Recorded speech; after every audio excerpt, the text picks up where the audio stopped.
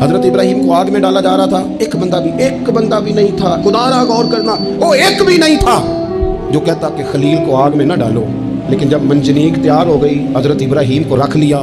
कभी तो बंदे का हौसला टूटता है ना, कभी तो वो कमज़ोर पड़ता है, लेकिन ये नहीं पड़ते ये खलीलुल्लाह है। जब आपको इंशराह सदर हो जाए, आग में डाला जा रहा है, जा रहे हैं, हजरत जिब्रील अमीन हाजिर होकर कहते हैं चलो कोई हुक्म कर दें। फरमाने लगे हुक्म तो है पर जिब्रील तेरे लिए कोई नहीं। तो हजरत जिब्रील अर्ज करते हैं, हजरत जिब्रील अर्ज करते हैं, फिर ए खलील आप रब से ही अर्ज कर लें, दुआ कर लें, वो तो करीम है, अभी बारिश बरसाएगा। ये आग गई।